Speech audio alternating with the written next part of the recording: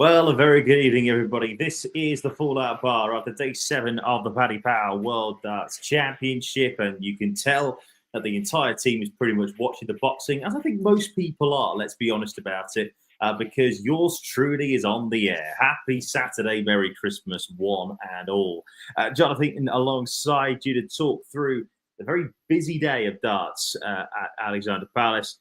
Very excited to say this. I think this is the first time I'm working with you, Karen Evans, as you make your 7th straight day's appearance on the Fallout Bar. Good evening, my friend. Good evening. Yes, I don't think we've shared the air before, so it's nice to add you to the list of people I've been on Fallout Bar with. But yeah, it's been a long week, an enjoyable week, and well, today was no different. And we've had some absolute corking performances and some shock results amongst the mix as well. We will come on to that because I'm sure both of us will happily talk about a certain result that happened later on tonight. Hello, everybody in the chat room. Very, very well welcome. As I say, if you are watching this live tonight, I can totally, I have to commend you because, as I say, I've actually got the fight in the background, so I will just if I keep flicking over for the first few minutes, that's why. So I apologise. But good evening to everybody, I say in the chat room. Good evening, Kieran, saying great night of darts. Yeah, have to agree with that. It's been an excellent day, I think, actually. Although it was very strange, really, because every game in the morning session or the afternoon session ended 3-0. And every game in the afternoon session, the evening session ended 3-1. There you go. That's a bit of an odd one for you. Yeah. Marisa says, hello, morning all. Yes, from Australia. Very good morning to you. Yes, I'm back. Hello. Liverpool third?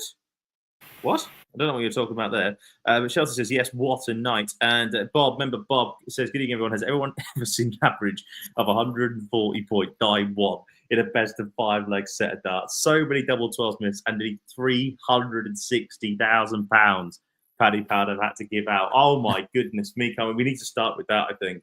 2 missed double 12s for the 9 darter.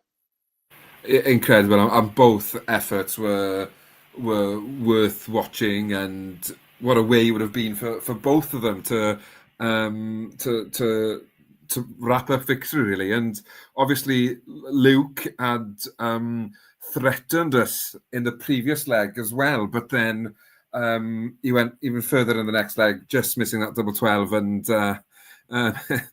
his reaction sort of suggested how close he was, and I think how confident he thought the double 9 was going to go in, and then Heta, would have been a lovely way to round off a solid performance from him then as well. So I think that's where we need to start. I think it'd be remiss of us not to start for the favourite with Paddy Power for the Paddy Power World Darts Championship, and that is Luke Littler.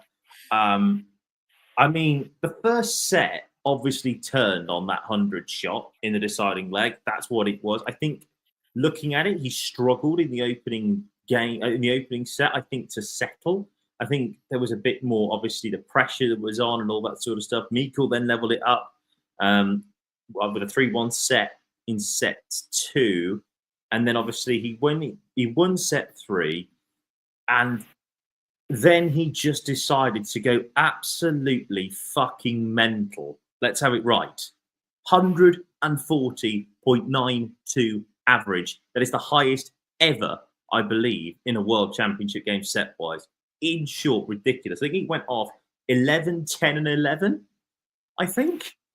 Yeah, it was disgusting, was it? Because it's funny, after 3 sets, I made a note, Littler wins, but doesn't do anything special.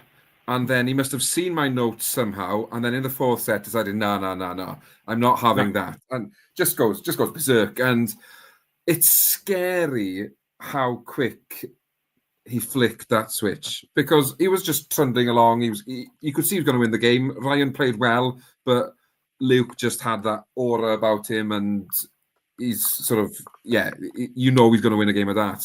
But, well, that 4th set, I don't think we'll ever see something like that again. Never will we see somebody dominate in such a fashion over 32 darts.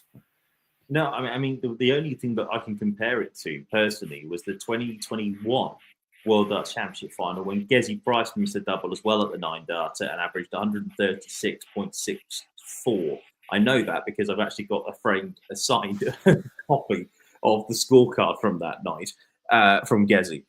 So that was the thing for me. And to be fair to Ryan didn't play badly. Like I know a lot of people outside of darts will probably have said, "Oh, he's going to get walked over" and all that sort of stuff. But you know, he averaged near on 92, 4 180s, and to be fair, his throwing in that fifth set as well was pretty decent. Like we didn't go down lightly. There were a couple of occasions where he hit a couple 180s back. We just thought it was a very, very good performance at the end from Mikkel. But with the best one in the world to run, I have to move it on because we're here to talk about Luke Littler. Let's be honest about it. What are your overall thoughts on it? Because if we take away that astonishing fourth set, it was very, I thought, just matter of fact. But we have to talk about the fourth set because it was absolutely ridiculous. Yeah, as you say, for the first three sets, he looked average. And I think his nervy start maybe a year ago, we'd heard of him, but nobody expected him to do what he did. He's come back this year. The crowd were chanting his name, as in he had a different sort of, I don't know if attitude is the right word, but you can sort of see he oozes confidence, and the way he interacts with his team, as in he's sort of at the end of that first set when he took the 100 out, let's go now sort of thing. And he loves the big occasion. He loves the big stage, but it wasn't a typical Luke Littler on television performance for three sets. And then for one set, it was just out of this world. And if he produces a lot of those sets over the next 2 weeks, then I don't care who he comes up against. They won't touch him because I don't think there's anybody at the moment capable of going 11, 10, 11 to win a set 3-0.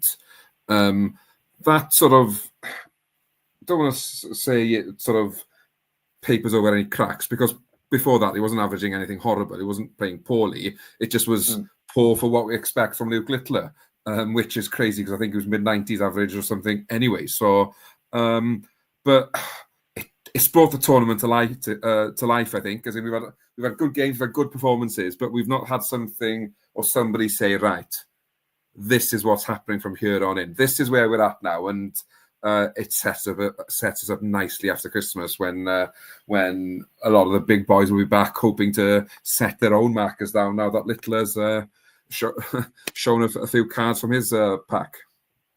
Yeah, I totally agree. I think, look, I always break it down. The tournament is that, no disrespect to the PDC on this one, I always say that the proper world start on the 27th of December. Yeah. Like this is a qualifier. Like even Jesse Price says it himself. Like this first 8 days, 9 days is a qualifying event to get into the proper World Championships, and then it's where it is. The only person, obviously, that I agree with you that can hit those 11, 10, 11, and potentially average 140 in a set is obviously the world number one and world champion Luke Humphries. But we haven't seen that regularly from him, I don't think. But look, it's a solid enough performance. He's into the tournament. He is into round number 3 once again. And let's hear it from Luke Littler in his press conference. It's good to be back leading up, train journey down. I couldn't wait, but then get on that stage, bottom's gone a bit, nervous. But I just had to find it somewhere, and I know I've got it. And that's what happened in the final set. Yeah, it was, obviously I drank my water, said to Abby, I'm okay. And then as soon as the question come, boom, tears. I'm like, what are you doing? But yeah, the fans were good then, but just a bit too much to try and speak on stage after that.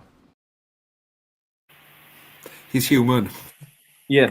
And do you know what though? We haven't even said this. Obviously, the fact that he's come from a very long week, going up to Manchester to, I appreciate Manchester's not far from Warrington, but having to go into Sports Personality of the Year, coming second to Keely Hodgkinson, and then obviously winning Young Sports Personality of the Year, then having to come back down to London, obviously, to play. I'm not saying that obviously he should be singled out for praise or anything like that, but it does take it out of you when you think about his age, for goodness sake. He's not even 18 yet. He's not 18 until next month.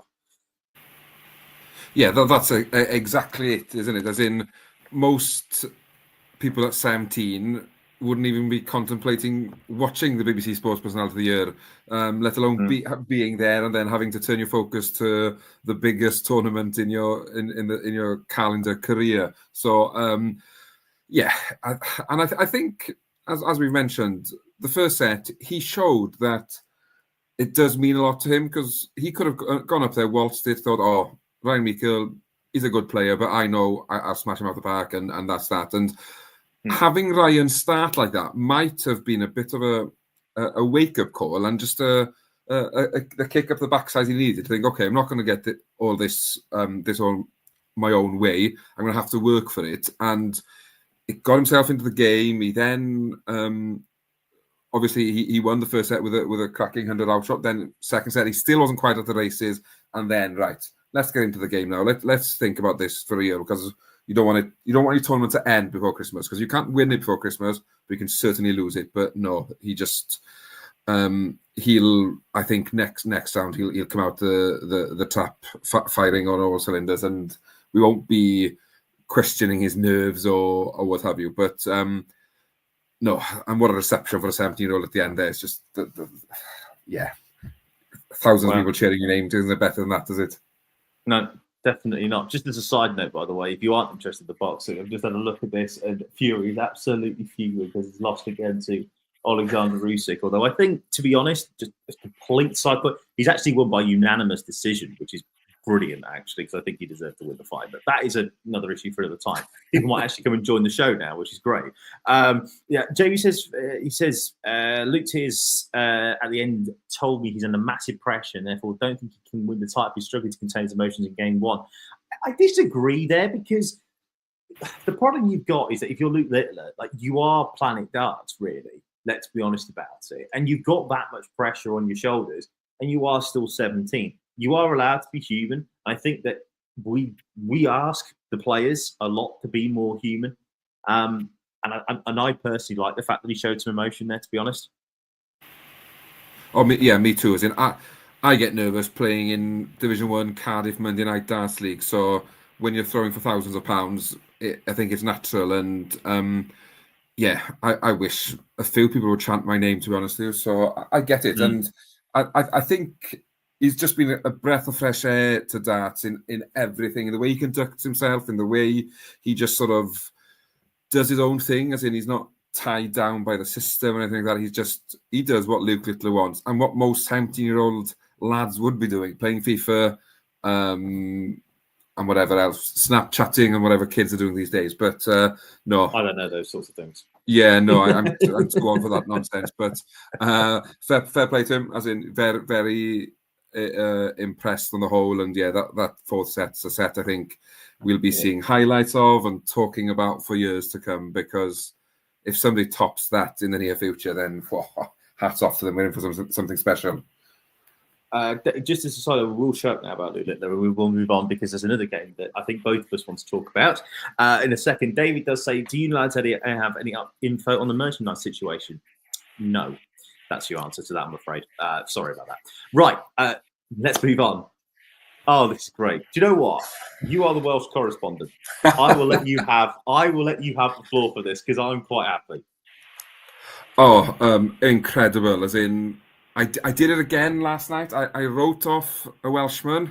I think it's reverse psychology. They know what I'm doing to them. I'm trying to G them up. But Nick Kenny, what a performance! What an absolute performance! When your tour card's on the line, you're playing 5 times champion of the world.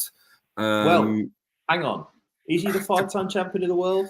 Because Bunting is just the Lakeside champion of the world. So, you know, what we need to... Sorry, Lakeside champion. That was all. The winner of the Lakeside is what you said. So does that make him a 4-time Lakeside winner? 4-time Lakeside winner and a 1-time champion of the world. I think that's how we have to call it now. Sorry to jump in. I apologise for interrupting, but Bob makes a very good point. He's such a rude person. He played RVB got the wrong walkout music. I mean, Gravenbatch's walkout music came out absolutely ridiculous. I apologise for interrupting, Carbon. But I saw on social media that Barney received an apology and that he for mixing up the walk-on songs. But I don't. Well, he might put it down to the wrong walk-on song being the problem, but I don't think Barney. There's 2 players on that stage. One of them really wanted it, and one of them was there because he was the seed and had to be there. And Nick Kenny was clearly playing for his tour card and for everything, and fully deserved the win. As in, I did say if Nick was going to win, he'd have to go 2 sets to 2 sets up, which he did. And again, Barney fought back, and I thought, oh, come on now, Kenny, take a deep breath, because obviously there's no break after that third set. So you tend to, if you win the third set, you're on a bit of a roll. But Barney just was not at the races, and some of his doubling attempts were miles off target. As in, now I don't want to preempt maybe that this is the beginning of the end again for Barney, but I can't see him hanging around for a very long time if he's only throwing that sort of average and looking that interested. If you can't get up for the Worlds, what can you get up for, really? It's the biggest tournament. It's the one you surely want to be involved in for as long as possible. So this is my biggest annoyance, okay? And I'm very, very sorry to all the Barney army in here. I used to be one of you. I mean that. I used to be one of you. However, I will always maintain this. He only came back in 2020 and to go into Q School in 2021 because he couldn't go and play in a Modus exhibition with Phil Taylor. Right? They had that all for the whole year. That was all it was going to be. Phil Taylor versus Rain Van Barneveld. And then obviously we all know what happened in 2020. And he had to come back because he couldn't afford it because sadly he'd gone through a divorce, all that sort of stuff, and I'm not taking the mick out of that at all, but he'd gone through the divorce and he needed to pay for that. And that was the way he'd get money. And the fact is that the reason why I get so wound up, genuinely so wound up, is because we know if he really is on it, he could be still fantastic. Yes, he hasn't won a ranked TV major title since 2007. Very important point. But 3 Pro Tours after he came back in 2021, he went and crushed the field that day, averaged over 100. And there are times where you look at it. He's made a quarterfinal of a Grand Slam, semi-final of a Grand Slam, in fact. He's done so much already where you just think, if you really put your mind and heart and soul into it, you could go and do something very special once again. Because there's a lot of people out there that would really love to see Barney do well again. There are still, because he is darts to a lot of people, right? And that's where I am. Like, I get frustrated because there are signs still that he can deliver those big averages, that he can deliver those game-changing moments, and he's not. And at the moment, he's not asked. He'd be quite happy going down to go to exhibitions than he would do to qualify for Euro Tours at times. That's what happened in the last year of his career. And so that's why I get frustrated about this, because I want him to do well. But like you said before, if he can't be bothered to get up for a world championship, and it looked like he didn't want to be there on that stage tonight, if he can't be asked, then hand the tour card in, pal. Go down the seniors route. You'll get a lot of admiration there. Anyway, that's my rant. Sorry. But that's the thing, isn't it? The way the seniors field is set up now, it is the generation that grew up supporting, loving, watching the likes of Barney play. He would have his bread and butter crowd there. And I don't know, tonight, I've never seen him throw so many trebleless visits and so many darts going astray.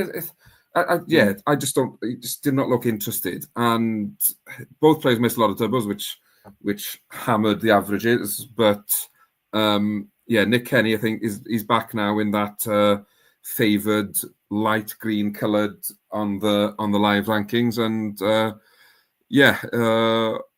fair play to him. As in, what I've liked about him in his 2 performances is, for most of them, he's looked quite composed on stage. Yes, the nerves kicked in tonight, because obviously realization set in at some point that, I could actually keep my tour card if I win this set. So obviously nerves are going to kick in and what have you. But he's just looked confident on that stage, and he's got a bit of, the chest is puffing out a bit, and he's getting it to go on and what have you. So fair play to him. He can enjoy Christmas now, knowing that no stress, but he'll have to come back to London between Christmas and New Year. So, but I don't think he'll mind if he keeps winning matches. Fair play to him, no. And that means. I was just going to say, it's not a bad tournament to have. Obviously, your next game is just the small matter of the world number 1 and world champion Luke Humphries. Easy enough, isn't it? Well, That's it, isn't it? But from a Welsh perspective, it means we've already got 3 Welshmen coming back after Christmas, and there's 2 to play again. So it's it's been a very good start for us Welsh starting fans, and long may it continue over the next couple of days, hopefully. Absolutely. Let's hear them from Nick Kenny after his press conference after beating Raymond van Barneveld. Yeah, Barney pulled me aside earlier to can have a quick word, and I said, "Well, I'll get it up on my phone if you want me." He was already playing Humphreys, and he couldn't remember. He's done a lot of interviews and he got a bit, tired and couldn't remember. But yeah, a few of them are moaning about the Luke and the Luke, but they deserve to have that credit off the media. But then they're doing exactly to the players who are coming up what they think is being done to them. That's all I'm going to say about that. I love it. I really do. And and most people who watch the show know why. Nick Kenny's bang on. Yeah. It's great. It's fantastic. Right, we need to move on, otherwise I'm going to get in serious trouble. Let's talk about a game we don't have a clip from yet, but the game of the day most people were touting it as, and to be fair, I think it was. Yeah? Probably. It was a cracking game.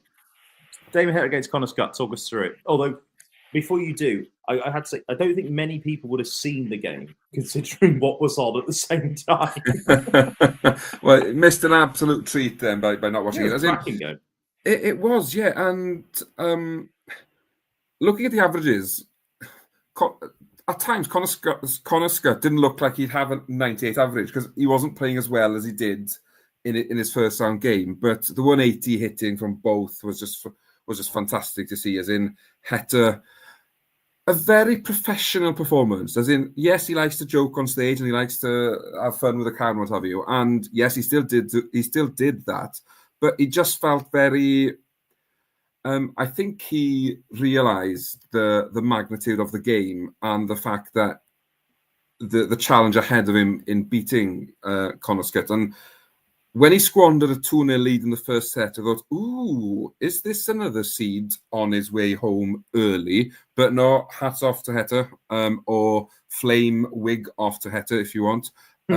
He bounced back well after the break, and he started every set strongly, and sort of put Scott on the back foot in all 4 sets, really. So he upped his game and he just tightened up his doubles a bit, and if he won the leg, he won it quite comfortably. But if he lost it, most of the legs, he wasn't even close. That's how well Scott was playing. And obviously, we had the small matter of the missed double 12 for the 9 darter. But then he sort of decided, I'll just prove to you that it wasn't a miss because of the pressure of 9 darter. I'll miss another 4 or 5 at it before hitting it. So he made a very good balance. Yeah, made a very good leg look average by the end, but no, he'll be delighted to get through a tricky test because as a second round opponent goes, Scott was probably one you'd want to avoid. So he's done well to I want to say get through it easily because it wasn't an easy win, and all sets went, or most of the sets went 5 legs, I think, didn't they? Apart from, 2 of them went, sorry, half of them went 5 legs. But yeah, Heta matches on, and I don't want to talk Premier League yet because it's not Christmas, but with seeds higher up than him falling out. You're going to mention the P word. Is a good run for Heta here, chucking him into the equation? I don't know, but had he lost, he wouldn't be in the equation. But the problem you've got is if you. Yeah, I was just going to say, the problem you've got if you're Damon Heta is the fact that your only major run on television this year is a semi-final appearance at the UK Open. Don't get me wrong, that game against Zuid Littler was arguably the greatest match ever in UK Open history. It was absolutely phenomenal, to use the term that Michael Van Gerwen uses all the time. But it was fabulous, and I really enjoyed it. One thing I will say on that, though, is that he has struggled on TV. I don't think he's actually got out of the first round, possibly second round of a tournament since then, and this is important. What I really liked about this is because you look at Scott's average of 98.4, but his doubling is only 5 for 20. And so if he'd have hit a couple more doubles, and there was crucial moments in this game, right? Heta, first of all, in the second set, took out back-to-back finishes of 120 and 116, right? And that was the moment where I went, hang on a second. If Damo is on his combination finishing, then you know you're in serious trouble if you're playing him. And the crucial moment of the whole game for me came at the back end of the fifth set. It was 2-2. Connor Scott wanting a 1-2-4. He misses the ball, hits 25, and then misses 2 darts at 16s. A double 8-4 at the 2-1 lead. Damon Heta comes back with 76 left, treble 20, double 8, cleaned up in 2 darts. And that, for me, was the moment where Scott just was broken, physically and mentally, obviously. And I just think that Heta, finished it in the end, 11 of the 21 on the checkout. And if you're hitting that, if Damon Heta's hitting that, you are in serious bother, because if he gets going on the combo finishes in particular, like he did tonight, good luck, Luke Woodhouse, in round 3 is all I can say. Although that could be another great game, I think. Yeah, and you mentioned Leonard 21. He missed 6 in the last leg. So he's effectively, if you ignore that, he's 10 from 15, which is 10 to 16, exactly. 15, 16, whatever it is. Yeah, so it's an even better stat. But yeah, the way Luke Woodhouse has played so far, it won't be an easy test for Heta, but he'll grow in confidence, and yeah, it should be another cracking game post-Christmas, and look forward to watching that one again. We haven't got a clip yet from Damon Heta. If we do get one before we leave the air tonight, we of course will play it out, but you'll be able to watch it back on our YouTube channel, which is where you are now. If you're watching us live, you listen to us as a podcast, and just search All My Darts on YouTube, and you'll be able to find us there. Get interviews from all the winners today at Alexandra Palace. And I do want to shout out quickly, very much so, our fantastic title sponsors, Paddy. They are the title sponsors of Paddy World Darts Championship, giving you fantastic offers throughout the entire tournament as well. And don't forget, just like Chris from Sutton Coldfield, from Sutton, I just also Sutton Coldfield, but just from Sutton did on Tuesday night, you could win yourself a chance at a 9-dart finish. If you are in the crowd when that happens, £180,000 paid out by Paddy Power, 60,000 to the players, 60,000 to a fan, but more importantly than that, 60,000 to Prostate Cancer UK as they support the big 180 campaign, with every 180 resulting in a £1,000 donation to prostate cancer. Also, as well, don't forget that if you are having a punt on the World Championships, head over to Paddy Power. They've got the best offers, odds on that as well, odds on that specials as well throughout the entire tournament. But remember, be 18 plus, begambleaware.org. But more importantly than that, if you quickly get a bet on right now on an outright player that hasn't already played their first round or second round game yet, you can get a free bet with how many 180s they hit in that first game.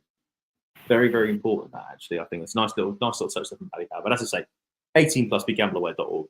Head over to their app, or go online, or go in store.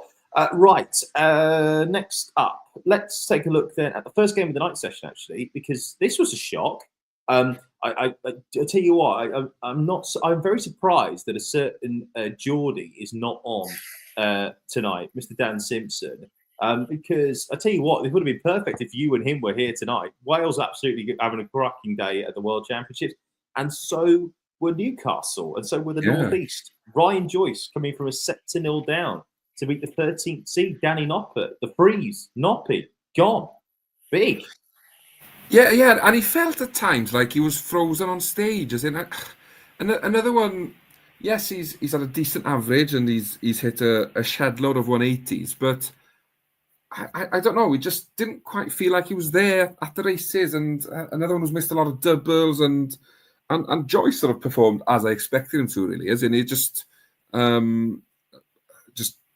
trundles along and just does his thing. He sticks to his routine, sticks to his rhythm, and throws an average around where I expected him to throw it. As in, there was one, I can't remember which set it was, but I felt like a turning point, and I thought, that's probably where the 1-2-4 in the third set when Joyce broke Noppert's throw, when I thought, that's the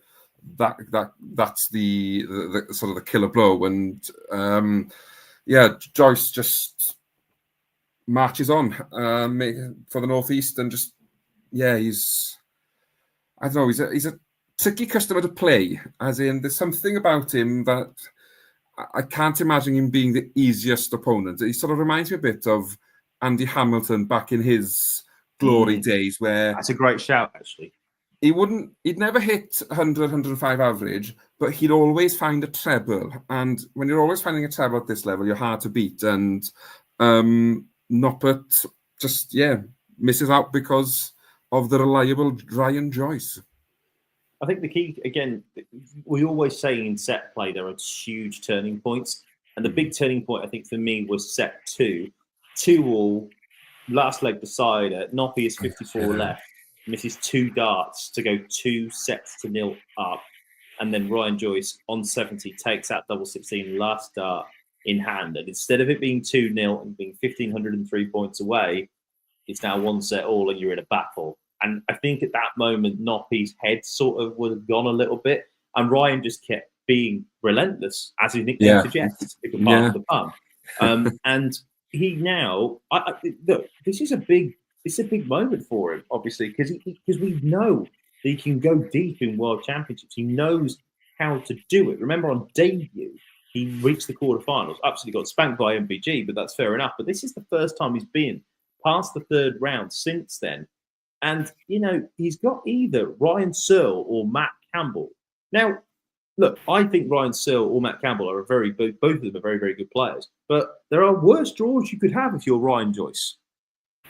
Oh, that's exactly it. And he'll be boosted by the fact that he's now inside the top 32 and that that opens doors and what have you. So, he'll be full of confidence and he'll think Searle or Campbell won't bother him because he'll just do his thing and he'll just stick to his rhythm and his pace and his methodical approach to throwing darts, and he'll probably dictate the pace of the game as well, which I think is huge on this stage. And we've seen a lot of players this year, I think, being affected by their opponent's pace in the game. So Ryan Joyce, very, very happy with that win, and I quite enjoy watching him play because he always attracts a competitive match because of his relentless treble hitting and 40%-ish on the doubles in most matches. Yeah, absolutely right. Let's hear then from Mr. Ryan Joyce after he beat Danny Noppert.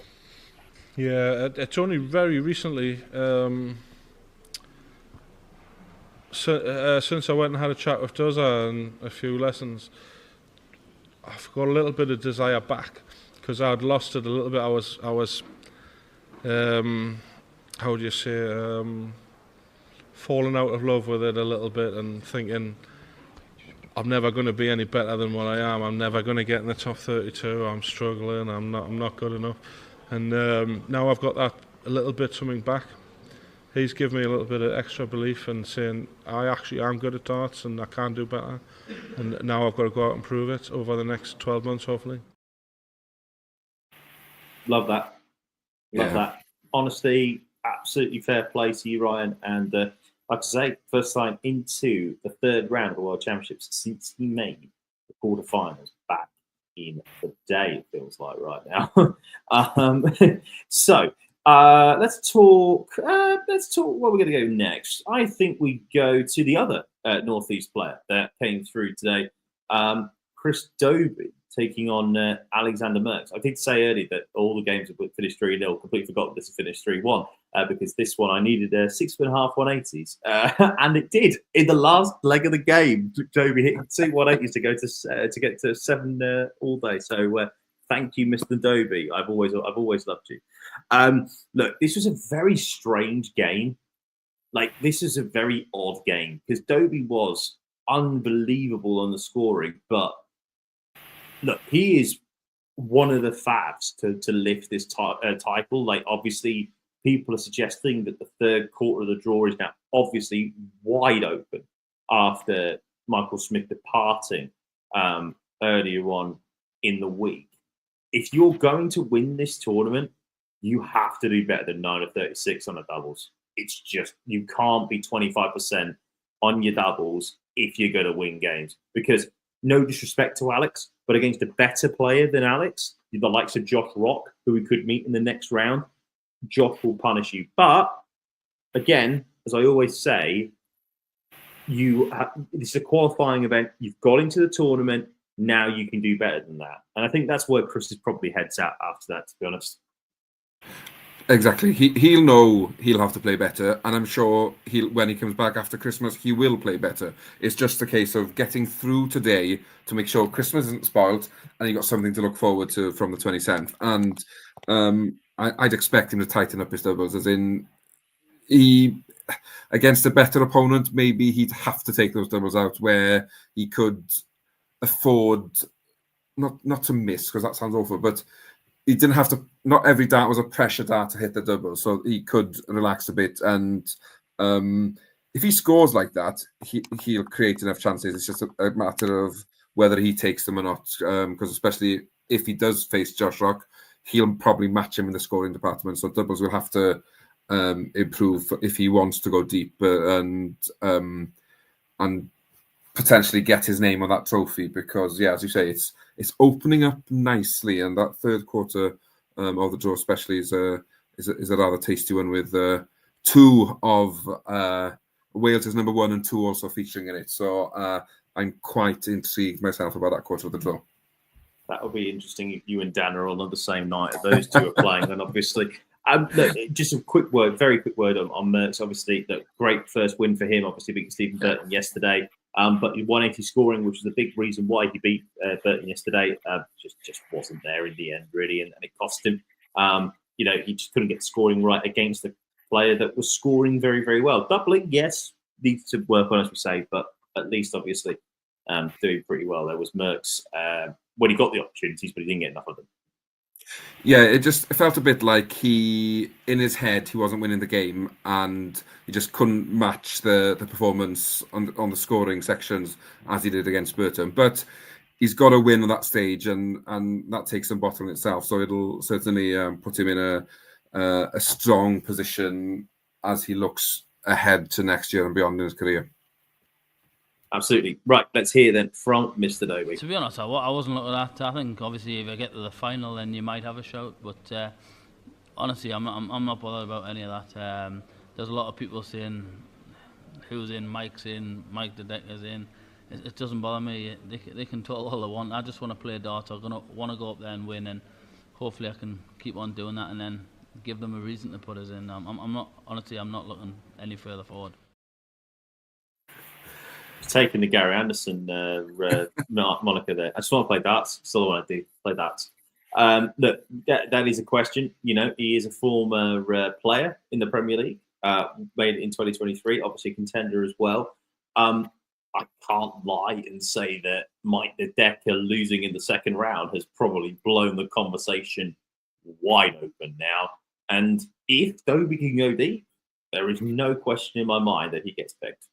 No. Oh, no, I agree with you there. But, if you tell yourself 3 times into it doesn't bother me, is that you trying to convince yourself that it does bother you? Because it seems to be a lot of convincing that it doesn't bother him if he's in or not. But obviously, his name's got to be in the conversation. As you say, he's been there before. He played well when he was a contender. And for the first time in a long time, I don't think there are that many obvious candidates for the Premier League. And no, I agree. That lends itself for us all to have this conversation of having 12, 15 potential names in the mix, or maybe not, because there's not that many obvious candidates. So I'm just glad I don't have to pick, because I'd struggle this year, I think, to pick 8. Yeah, I was about to say, are we going to go down that road? I mean, we still have 3 games to review from today. So it's up to you whether you want to go down that road about who's in, because the top 4 are obviously in. We know that. We've got Littler, Van Gerwen, Humphreys, and Cross. We know that they're gone, that they're going to be in there unless something ridiculous happens. After that, I honestly have got no idea. I think that Michael Smith would have probably been in if he'd had a decent run. After that, I'm just looking at the live order of merit. I just think that it'd be very difficult to leave the top 5, the world's 5, 6, and 7 out. So I think Bunty is going to get it because of his brand power at the moment. Yeah, definitely. Gezi, again, if he has a good run, Yeah. Aspinall, if he has a good run. I mean, I would honestly love it if Gary did one more year in the Premier League, but there is no possible way that he will. No. I mean, like you say, there's a long list of about 20 probably that would join the list of the 4 that we know are going to be there. And it literally is a case of you've got to take it now. Yeah. I mean, Joel there says, I think Dimitri and Bunting are in right now. I'm not sure they're going to pick Vandenberg. I really am not. I don't think Michael Smith gets another chance. You can't pick the world number 16 after he's just fallen like a stone with the best one in the world to Michael. You just can't do it. And I think as well with Vandenberg, apart from his walk-on, he doesn't bring much to a Premier League audience He brings anymore. a lot of boxes. He ticks a lot of boxes, though. Just in the same way that the Decker does. And obviously, UK Open winner, whereas the Decker's a Grand Prix winner, but they both speak multiple languages. They both have, but Dimmy's obviously the walk-on and the crowd element and stuff like that is there. I just don't know. I mean, look, is Heta going to get a go, as you said before? Is Heta going to get a go potentially? You just don't know. I just wonder if Johnny Clayton run to the semi-finals enough to get the ferret back in. That's the. I think that would. I think he absolutely. If he gets to the semi-finals of the World Championship, they're going to have to pick him. Yeah, you look at the way that he's. You look at the fact that he's made the playoffs, and every year that he's been there and won the championship on debut. Simple as. Right, one player that we know is definitely not going to be in the Premier League, unless he goes and wins the thing. It could be there. Is Brendan Dolan. He beat Lockie Lee of Hong Kong 3-0 earlier on today. This was again another strange old game. We've seen a lot of strange games at the World Championship so far. And in the first set, I don't know what the bloody hell was going on with Dolan. But then he hit a 180. He got the cheese chopper out, and then he got a 106 finish to seal the set. And from there on, it was game on really, and it was very comfortable. It was just a strange watch. Yeah, very much so. As in seeing a hoodie on the Ali Pali stage as well was bizarre. But yeah, as you say, Brendan Dolan just took his time to get going. But then once he got going, he sort of never looked back and won comfortably. But again, knowing he'll have to play much better if he's going to do any damage in this tournament. But I don't know if he felt nervous on stage. If he looked nervous on stage, but he just... I think because Lockie Lead played quite well in his first game, and a lot of people were saying, oh, could this be an upset on the cards? As in, Dolan probably not playing his best art at the moment. Could we see a shock here? And I think he may have listened to some of those people and thought, oh, maybe there is a shock on the cards. But then he went, actually, no, he's not playing that well. Let's get into second gear and get off this stage as quick as possible. And in the end, his doubling was very impressive. And he just breezed through comfortably. He can enjoy his Christmas now. And we'll see him post festivities for his next round. And yeah, as I mentioned, if he plays better, he's got a chance. But if not, that might be it for this year. Next up, though, Michael Van Gerwen. I mean, look, MVG didn't look the MVG of old against James Hurrell, but he's still bloody Michael Van Gerwen. And Brendan actually does have a half decent record against him. Did beat him in the match play a couple of years ago. Let's not forget that as well. So he's not like it's all over bar the shouting on that one. So it'll be interesting. I want to touch on Lockie Lee in a minute, but let's hear from Brendan Dolan first. And I'll explain why I want to hear to talk about Lockie Lee in a second.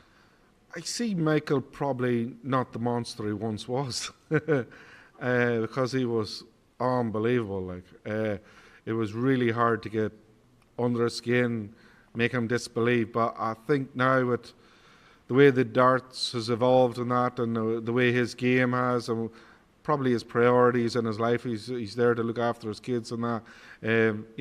Darts is not the be all and end all, which they once were. So maybe time dedication is not the same as it once was, and maybe he is there to be got at. But it's all about on the day.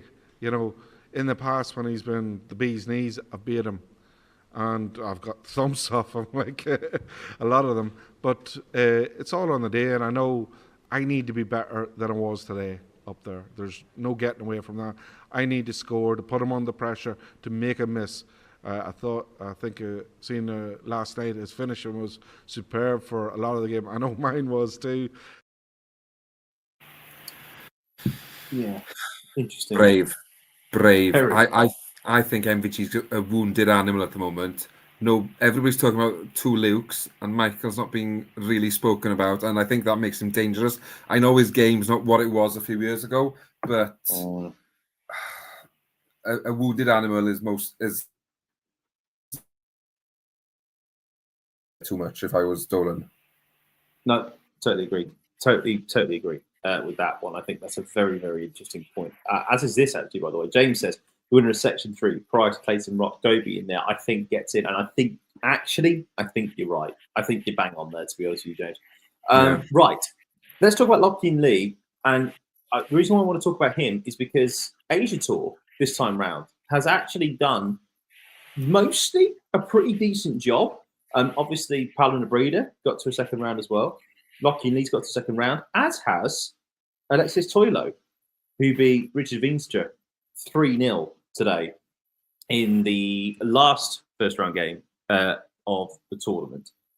It was a game of darts that happened. But I think the big moment, I think the big talking point, that 146, absolutely outstanding stuff from Alexis Toilo. Completely, really, out of nowhere, I think. It was just a very odd moment when it happened. But like I say, Veenstra just didn't seem at the races today. I think he was so worried about the possibility of losing the game that it sort of effed up his chances of actually winning the game, if that makes sense. Oh, 100%. And I think we've seen quite a bit of that in the first round this year, where maybe the higher ranked player has just overthought how to win a game of darts and blown it and lost it. And to touch on what you were saying about the Asian tour, I think it's been fantastic to see the return from the players this year, because I remember a few years ago, if you got drawn against an Asian player, you fancied a 3-0, 9-0 legs win, and you got off stage, happy days, winning the next round. But year by year, we've seen them build, and we've seen them starting to pick wins up. But this year, they've thrown the rule book, they've thrown the form book, they've thrown everything out the window and said, right, we're going to show you how good we are now, and we're going to prove that we deserve every spot we get in this World Championship, and that we're not here to make up the numbers, we're here to cause some damage. And while yes, the averages haven't been out of this world, they've been enough to win their matches. And ultimately, if you win your game, averages mean sod all, as in because you hit more doubles than your opponent, and you're, well, maybe not necessarily hit more opponents because that leg set format, but you've done enough to win the game. Yes. And yeah, it was just another. Confidence is what they seem to be having in their game now as well, and they're sort of they're enjoying the 15 minutes of fame and enjoying the limelight on stage. And Toilo more than deserved the win, just because he played better than his opponent. And Vince he's a frustrating watch at times, because you see him on the floor and you think, how is he not ranked higher? How is he not performing better? But then he just butchers opportunities like this is the reason for that. And that is why he will probably, throughout his PDC career, be in amongst the rankings in that 32 to 64 bracket, and will never go climb any higher, unfortunately for him. Just to say, talking about the pace of Toilo as well, that was a bit of an interesting one. Against Krzysztof Ratajski in round 3, that is going to be a game of darts. And that is going to be a game of darts. That's all I'm going to say on that one. Bob asks why there was no post-game interview from Toilo. I believe there was because his English isn't that great, so they don't think they did the interview. But I could be completely wrong if that's the case, and I don't wish to be. So I believe that's the case, but I don't want to be quoted at that one. But I'm saying on the show now, so fuck it. Right. And final one then I talk about was the first game of the day, which is Karol Sedlacek against Reese Griffin. I have to be honest here. I thought this was going to be a bit closer than I wanted. By the way, the fact that, again, I may have had a bet here with Paddy Power on this one, may have done, as part of an actor today that I won. So thank you very much indeed, Paddy, for giving me a bit of a Christmas bonus. Thank you very much indeed. I did like the fact that it was a 3.5 180s in the entire game was the over on this, and the hits. I think it was 8 in the first set alone, which was brilliant. But this was another interesting game. I think Sedlacek must have come in and thought that this was going to be a really comfortable win. He's basically secured his tour card anyway, but this would have absolutely secured. That would have absolutely done it. And the big moments, again, set 2, yes, Griffin wins the first set, 3-2. Big moments come in the deciding leg. He's got 40 and left to set the check, and he misses 6. He misses 6 at the double. And then obviously he comes in and Reese Griffin pinches the set, 3-2, and then he goes and wins the third set, 3-0. I didn't see this coming from Reese Griffin. I can imagine that you, though, were very happy once again, Mr. Evans. I was delighted with the result and with the way that Reese played. I marked Reese a couple of years ago in the Champa Champs, Red Dragon Champa Champs competition, and where he made a run to the plate final that year. And you could see then he was a very, very capable player, but I wouldn't have said back then that he'd performed put this performance in on the Ali Pali stage. So much so that last night I predicted that this game would finish exactly as it did, just to Sedlacek. I pretty much, and I apologise, reverse psychology would call it that again, just because I think I can get away with it. That's how it works, mate. If you say reverse psychology, people have to believe you. Being Welsh, I feel like I can use that. But no, hats off to Reese Griffin. Probably, I can't imagine many outside of his family and friends would have expected this sort of performance and this comfortable win in the end. But yes, Sedlacek, he'd probably be kicking himself because he must have fancied a run. I know Josh Rock is in the second round for whoever won the game, but we've seen the seeds especially in the first set and a half. They're there to be taken. If you get a 1-0 set lead, go 2-0 up in the second set, you've got a chance. You're there under pressure then. So he'll probably look back at this and think, missed opportunity. But Reese, as in whatever he does from here on, help is a benefit to him, and it'll just give him experience. And if he can match, he'll probably have to play a bit better. But if he can maintain the levels and that level of scoring, he'll give himself a chance, because we know that Rock, if he's on it, he will score like a trooper. So tighten up on his doubles, and you never know, he can make a game of it. The key will be how well he starts. If he can get out the blocks fast, he's in the match. He's giving himself a chance. Yeah, the big thing here for Karol Sedlacek, he's now in number 64 spot. That should still be enough. Even if Robert Owen does win his third round game, Robert Owen should still keep his card, because Steve Beaton is obviously retiring, and Steve Beaton has got the 56th spot as it stands. So Mensa Silovic, Nick Kenny, and Karol Sedlacek are not in dark green. That is where we are in that one. Reese Griffin will have to go some way to get into the top 64, but he doesn't have to, because obviously he's on a first-year tour card. So that's where we are. So big moments at the end there for Sedlacek, and that is where we go and hear from Mr. Reese Griffin after his win. Yeah, it feels amazing. I was a nervous wreck. I felt great all morning. The practice was going really well. Second I got out to do that walk on, my nerves were shot, man. I couldn't feel my entire body. I'm not even going to lie to you. So to get a straight set win is mad. I've struggled. I'm not going to be thinking. I've struggled. I've had some good performances. I've had some really bad performances as well. Towards the end of the year, I've suffered really bad with anxiety. I don't know why, it's just happened. But I'm sort of dealing with that now, but that's helped me a lot. I think that the game today will help me a lot with that. But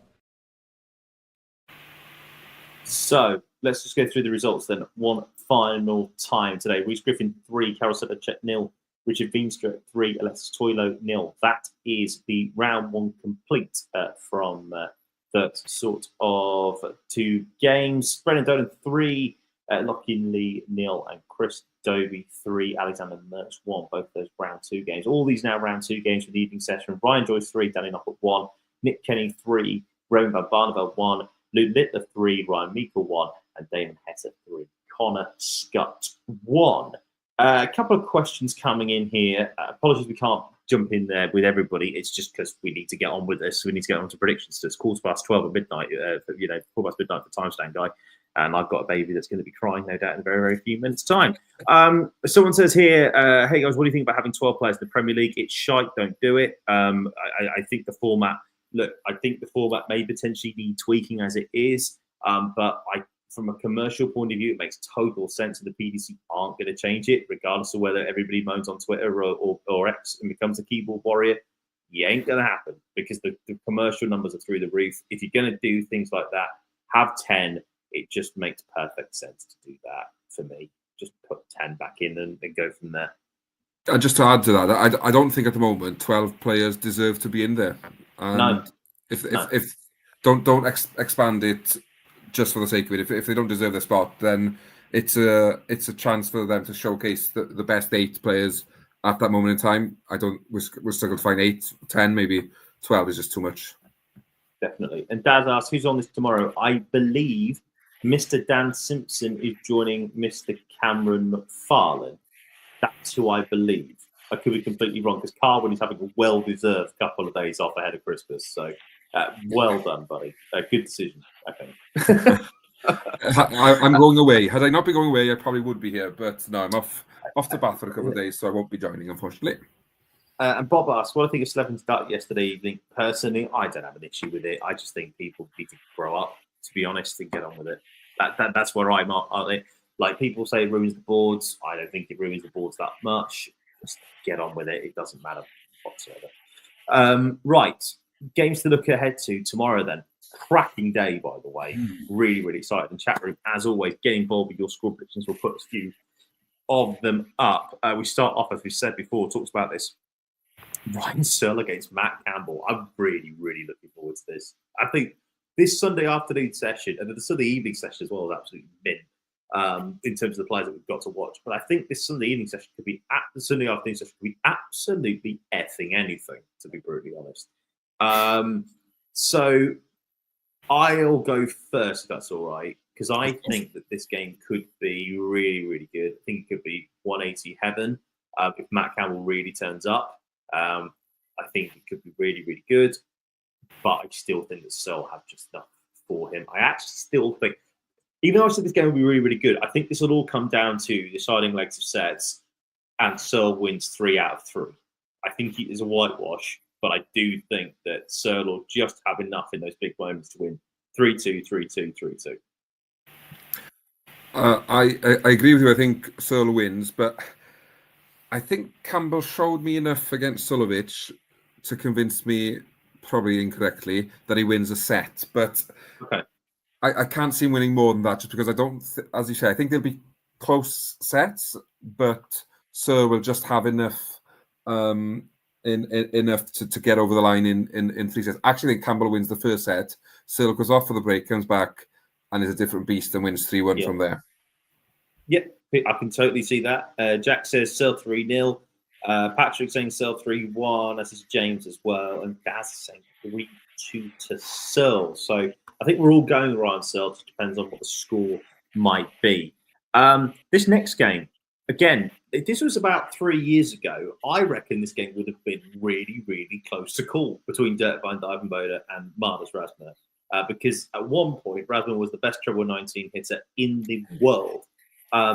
It is now very different. Marnus seems to have had I'll never forget in 2020, he had that amazing 6 weeks where he qualified for the World Series finals, won a couple of Pro Tours. I think he did quite deep on a Euro Tour. And now has obviously just progressed back to the mean. Look, Dirk, this is really interesting because people are saying that he could go quite deep in this tournament. I'm obviously still a little bit worried about the injury, but in this scenario, Dirk wins. I think he'll probably do 3-0 again. To be honest, I think he'll just have a little bit too much. And I think honestly, I don't think it'll be this close. No, I think I agree with you there. As in, I just Razma hasn't done enough to convince me that he can get it really going in this game and that he can make it competitive. And I'm quite excited at the prospect of a Dirk Stephen Bunting post-Christmas third round match as well. So I think Dirk wins comfortably 3-0. Yeah, I totally agree. I thank you very much, James, for that one. Yeah, but yeah, I think he was 2020. He was absolutely brilliant. He reached a couple of Pro Tour finals, as I say, and then made the World Series finals as well. He was absolutely mustard for about 6 weeks. James on the top 19, yeah. Yeah, he's just the best hitter in the world. Yeah. James gone Dirk 3-0. Bob's gone Dirk 3-1. Jack's going Razma 3-1. Good odds on that one, my friend, with Paddy Power. 3-0 Dirk and 3-0 Dirk as well from Daz. And Patrick Daniels gone 3-0. And Sean's gone 3-1. Now then. I shouldn't do that joke. Right, we'll move on quickly. Who's in charge? Me or the devil? Joe Cullen against Whistle Nyman is next. This could be absolutely effing anything. Genuinely, I don't know what the bloody hell. It all depends. The game is all hinges on which Joe Cullen turns up. Yeah. That's where we are with this game because we know what Wessel's going to turn up. That game between him and Carolison was outstanding to watch. I could have watched that for another 20 sets, to be brutally honest. And it all depends on what Cullen watches because everybody is saying here that Cullen is the seed in danger because he's got to play Nyman at this point. It's bizarre that Nyman is such a strong favourite for this game. Yeah. Because as you say, Cullen is the seed. Yes, Cullen's form has been dismal, but we've now learnt as well that there have been a lot of things off the hockey that have taken priority, which is fair enough. At the end of the day, yes, that is his job, but family comes first, as it would with all of us. My fear for Cullen is the fact that Nyman was pushed so far and had to dig so deep to get over the line in that last leg decider against Cameron, that he won't find himself in that situation again. And that is why I think Nyman wins 3-1. Well, this is interesting because as he says there, that Cullen always seems to turn up at Ali Pally. His record at Alexander Palace, I'm sorry, mate, is dreadful. Like, it is absolutely dreadful. He's never made it past the fourth round, last 16. Like, he's gone to the last 16 three times in the last 4 years, but he's never made it past the fourth round, never made a quarterfinal. I want to be different here. I really do. I just think that when Joe, I will say this though about Joe Cullen, when his back is against the wall, he often produces something very, very special for us to go, where the is this all the time, Joe? Right? And obviously everything that's happened, as you said, aside from this year. So I'm thinking, because Cullen is such a unbackable second fab at the minute, sod it. I reckon he wins, and I reckon he wins 3-2. Why not? Why not? I think there's going to be, if he wins tomorrow, there'll be some big words coming back out from Cullen, and rightly so. He'll be absolutely entitled to do it. I was wanting to win just to hear those words. Absolutely. Bob's gone 3-1 Cullen, so yep, there you go. Bob has always been very good, pretty good at the predictions this week, so we've got to bow down to his knowledge on that one. Daniel's going Cullen 3-2, Diamond 3-1, Cullen 3-2, 3-0 Wessel for Patrick, 3-2 for Daz, for Wessel, Nyman as well. Cullen, like you say, point to prove, wins 3-2. I'm with you there completely, Sean. I think, Joel's going 3-2 as well. Cullen 3-2 for Hazzy. He always amazes me how Cullen has won anything near what he's capable of. I totally agree. Like, he should be a PPC major winner right now. Obviously, he's won the Masters, but hashtag what's a major? We're not going down that road again. Right. Let's talk about this quickly then, and then go on to the final game of the afternoon, which is Richie Edhouse against Ian White. Hashtag up the sleeve. This is again another interesting game. Again, Richie Edhouse has come through and won the European Championship. Brilliant. Ian White, we know what he's like on television. This game could be absolutely anything. The pair of them could average over 100, and it could be multiple 180s and 13 darters all over the gaff, or it could be averaging 85 each and a difficult watch. Let's put it that way. I've got no idea what I'm going to. I've got no idea. I'm just going to pick this completely at random. Edhouse, like everybody else in the chat room, pretty much is saying, Edhouse wins this 3-1. I think he'll win the first set, or he'll lose the second set, and he'll come back and be a 3-2 set decider in the fifth leg of the third set, and then he'll win the fourth set 3-0. That's how I think it works. Yeah, I think what goes against you, Mike, here is the fact that he didn't have to play his first round game, and so they're both going. That's a very good point. They're both going in cold on stage, and for that reason, I think Edhouse's form of recent times just gives him a comfortable edge. I think he wins the bull, so he throws first in set 1 and 3. All 3 sets go 5 legs, and there's a break of throw in the last leg of the second set as Edhouse wraps up a 3-0 win. Yeah, fair enough. Okay. Where are we going with this? Yeah, a lot of people going 3-1 in the chat room. Patrick, Edhouse 3-1, so is James, so is Joel, so is Jack, so is Daniel. Bob's going for Edhouse 3-0. No one giving Ian White. No, Connor saying Ian White 3-1. So there we go. As well, Joe as well going 3-0 to Edhouse. Right, evening session, then we'll move it on. Games to look at here. Martin Schindler against Callum Ridge to start with. Now, this is where I'm at. If the Callum Ridge turns up that averaged 107 against Romeo Grabovac, we've got a game on our hands. But if the Callum Ridge that turns up that has been as the mean for this season, I don't think this is particularly close. Martin Schindler was the number 1 seed on the European Order of Merit. That's where he finished. He finished European Tour Order of Merit, top of the tree, won a couple of Euro Tours. I think he's very, very, very good. We know that he can obviously do it on the big TV stages. Almost took Michael Smith out the year that he won the World Championship, as we all remember. I struggle to see how Callum can put that back to back. We haven't seen that probably since the 2021 match play when he made the quarterfinal. And I just don't think he's got it in him to do another 107. It'd be difficult to do anyway, as it is. So on that basis, the Wall wins, and I think actually he could win this one 3.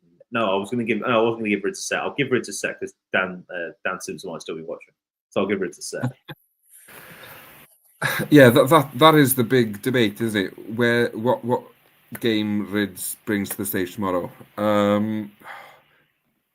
I might go different. I don't think he averages 107, but I think we see 103, 104 from him. Ooh. And he beats Schindler 3-1. Ooh. Yeah, because there was something about his personality on stage and his presence. The old Ridge, he was smiling and he was and seemed like he was enjoying being up there. We haven't seen that for a long time. So yeah, I think he gets to enjoy Christmas this year, knowing he's got a trip back to Ali Pali in a few days' time. Lovely. Right. Connor's going Ridge 3-1 as well. So there you go. Daniel's going the Wall 3-2. Ridge 3-2 for Jack. Really split down the middle, actually, the chat room on this one. Schindler 3-0, Ridge 3-1 for Bob. 3-2 Shindy is a choice there as well for Patrick and Joe. 3-2 Daz for Ridge as well. And Joel literally is saying the same as me. I think I'm just guessing at this point. And Hazzy says 3-2 Ridge as well. Right then, over to you, Mr. Evans, for this one. Go first. Ross Smith against Paolo Nobreda. Can we see Paolo Nobreda causing a huge upset here? I know he did take out the only Welshman to lose this far. But I don't think Ross Smith makes the mistakes that Jim Williams made towards the end of that game. And I just think Ross Smith's scoring power means he wins this game quite comfortably. And I think he wins 3-0 with Nebreda maybe picking up a leg in each of the sets. But I don't think 86 average won't cut it against the likes of Ross Smith. You'll need to find another 6-7 points on his average. I don't think he does. And yeah, Ross Smith wins this one comfortably. Yeah, people are saying 3-0 Smith, 3-0 Smith. A lot of people are saying that, and I totally agree. I actually think this potentially could be a 9-0 as well. I think that Ross Smith is just let the hashtag levels, unfortunately. Yeah. Also, I'm going to go first on this next one because the Flying Scotsman is back. It's Gary time, and I will make this very, very simple. Gary Anderson is hitting averages, the highest average on the Pro Tour this year. He is hitting multiple, in particular in exhibitions, 110s for fun. Jeffrey de Graaf, I just feel very, very sorry for him. Obviously now, de Graaf beats him 3-2 because this is how it works. But I just feel sorry for him. Gary, 3-0, 9-0. Thanks for coming. Cheers. Seriously, this is. Honestly, I am very, very confident that Gary Anderson at least will win this game. And I think it will be a 9-0 just because he's just, again, levels. That's where we are on the play on this one. Your choice. It's hard to disagree with that because pre-tournament, I thought Johnny Clayton loses to Gary Anderson in the semi-final. So, yeah, I think it's a star in the park for him. He's I know in his interviews he plays mind games with everybody and says he's a part-time darter, what have you. But if he's throwing the way he is as a part-time darter, then imagine if he did a bit of practicing, it'd be dangerous. Yeah, he wins 3-0 and not much of a contest, I'm afraid. Joel's saying Gary 3-2, which is interesting. He's just sneaky good on stage in the last 12 months. Yeah, look, I'll be very surprised if he gets a set. I will get surprised if he gets the leg, for God's sake, just because of the way. It's not because of Jeffrey de Graaf. It's because of the way that Gary's playing right now. Yeah. Patrick's going 3-1 Gando as well. Jack's going 3-0 Gando. Bob, Gary 3-1. Yeah, that's the thing. Juanita, yes, not on the show, but you can go and watch it live on the YouTube channel right now if you want to. Heta's just come out. So if you want to watch that, you can do. Many people going 3-0 as well.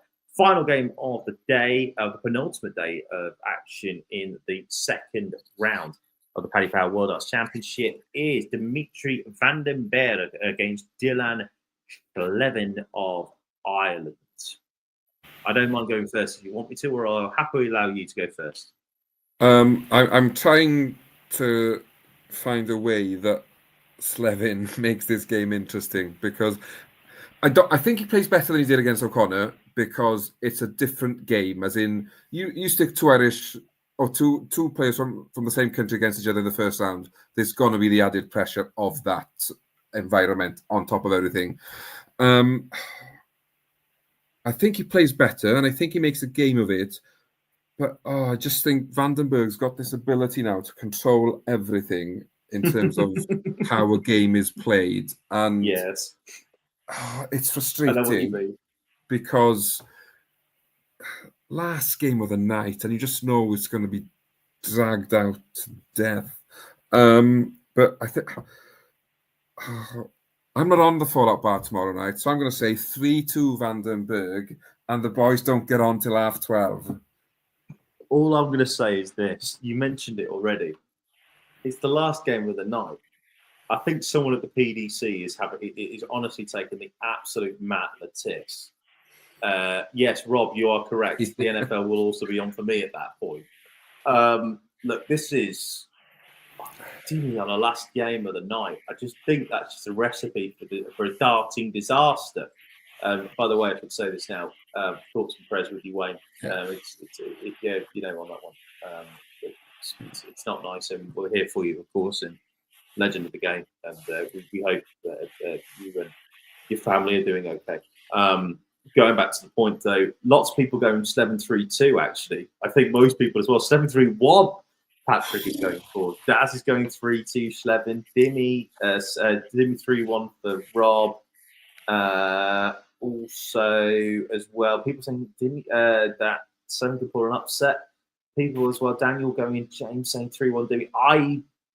sod it. I'm going 3-2 Slevin. And like you say, I'm with you. I don't think the boys get on. I don't think Cam and Dan will be on till 1 o'clock in the morning. I genuinely don't. It's going to be an absolute slog for them. But I'm here for it because I won't be watching because I'm flying to Wyden as well on Monday, so I can't wait. So that's probably the reason why I'm going with Dylan Slevin as well. Final thought here. Thoughts on Sky not showing the JDC final? They never do. They never do because they would never do that for kids at 18 level. I mean, let's be honest about it. Let's look at Leighton Bennett. Sorry to bring his name up, but let's see what happens. 13 years old at the time when he won the boys' championship, and now look where we are. So I think it's a great idea that you don't show it. It's the same breath, and I will put this out there, grenade out there now, and then I'm going to close the stream. It's the same breath. What I absolutely fully agree that there should be no streaming of Q School. You've got enough problems to think about than having your game streamed potentially, because it's just not okay. You have to make it as fair as you can for everybody involved, and you can't just pick a semi-final or a final that goes on stream, and you won't. And the BBC won't put one board for a semi-final and a final. Like, it's just not going to happen. So they should never do the JDC final at all. But that's it. I've just thrown the grenade out there, Carmen, and now here we go. It has been a genuine pleasure, mate. Thank you so much. I've enjoyed it. It's been good good. with us, and well done for you on your trip to the Fallout Bar this week. Are you back on after Christmas or not? I am indeed. Yes, yeah. It's only a short stint away between now and Christmas, and then I'm back, I think. Yes, very good. Well done indeed. Like I say, enjoy your Christmas, buddy. And you too, mate. Yeah, thank you. Thank you very, very kind. Well done to everybody in the chat room for staying with us as well for an hour and 18 minutes while we recap day 7 of the Paddy Power World Darts Championship, where the Nuke is back at the Palace and winning. He beats Ryan Meikle by 3 sets to 1. He will play the winner of Richie Edhouse against Ian White, so where we will find out his opponent tomorrow. One player who will not be back with us, though, is Ren van Barneveld. He loses to Nick Kenny by 3 sets to 1 as well. Other results as well today. See Ryan Joyce knock out Danny Noppert. Never see gone from the tournament. Damon Heta coming through against Connor Scott 3-1, an absolute barnstormer of a game. Brendan Dolan, Chris Dobey also winning the afternoon session, and Alexis Toilo and Reese Griffin getting through the final 2 round 1 games. A quick reminder that you can go and watch all the interviews on our YouTube channel right now. Just literally as soon as it's done with the stream, click off, go and have a look at the interviews and enjoy from there. You'll be able to listen to this as well as an audio-only podcast if you want to listen on Sunday morning, but ahead of a double session of darts. And also, as well, a massive thank you to our sponsors, Paddy Power. Once again, you can go and find out all the best offers as title sponsor of the Paddy Power World Darts Championship. You can go and find that right now on their app, in store, or online. I mean, if any store is open right now, fair play to them. But you can certainly go and get them on app and online. And don't forget as well to support the big 180 campaign of Paddy Power. And if you are going to Alexander Palace, be thankful and be hoping for that 9 darter. We almost had 2 of them tonight as well. Missed 2 double 12s for the 9. 1 from Littler and 1 from Heta. But if someone hits it again, we'll be hearing another £180,000 shared out between the player, the fan, and of course the big champion charity sponsor, Prostate Cancer UK. Right, that is it from us. We are done for another night. As I say, Dan Simpson and Cameron Farn, normal service will be resumed tomorrow after day 8. Just 2 more days left of action pre-Christmas here at the Paddy Power World Darts Championship. We have another busy day tomorrow with a headline act definitely being Mr. Gary Anderson. And from all of us here on the show, thanks again for your company tonight. We will speak to you again tomorrow. And #LoveTheDarts. See you later. Good night.